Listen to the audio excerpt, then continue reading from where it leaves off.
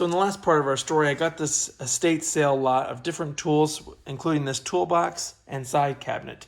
But this was actually locked when I first got it, and I had to jerry-rig it so I could actually get it open. So now I want to switch this lock out. And if you don't know how to change a lock on a toolbox, it is super easy. Let me show you how to do it. I guess the first part is actually getting access to the back side of the lock, which can be a little bit difficult, but most of them are pretty much like this, where they'll have a fastener, whether it's a nut or a retaining clip that you need to remove.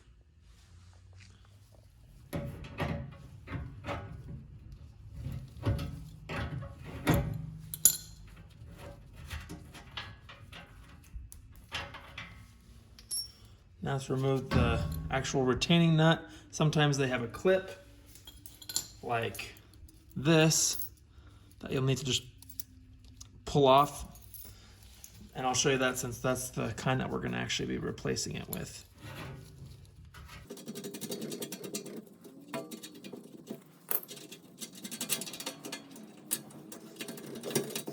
I'm just going to figure out how to get it through.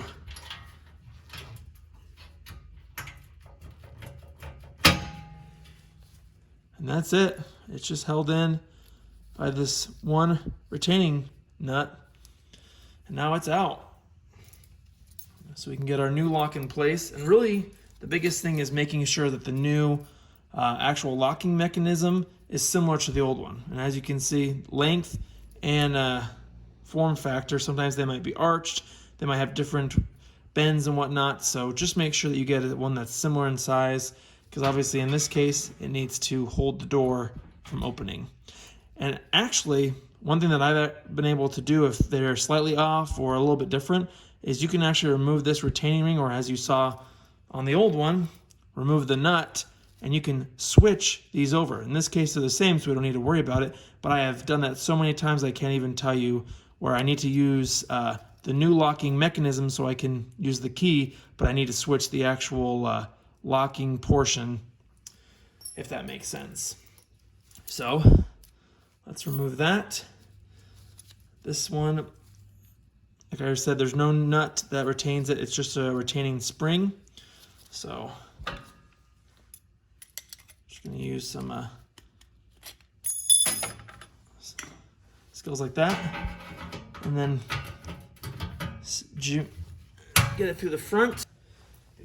If you wanted to, you could steal the old washer and cover up that obvious sign of replacement, but this toolbox is well loved, so I think we'll be okay. This style is so easy. So locking it will obviously go this way. So let's make sure that we have it oriented the way we want. So if we lock the way it's currently oriented, if we twist the lock, it locks in the correct direction. If we had this thing completely flipped, then that's something you want to figure out now before you tighten it up. So get it loosely in place, try locking it, make sure it functions properly. In this case, it will catch the inside of the cabinet. And now we just simply put that retaining ring wherever it flew off. All right, so now we hold it in place and then just push that clip on. And make sure it's fully seated. Give it a whack with my hammer.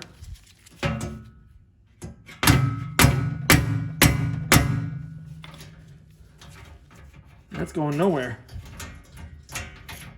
Let's test it out, shall we?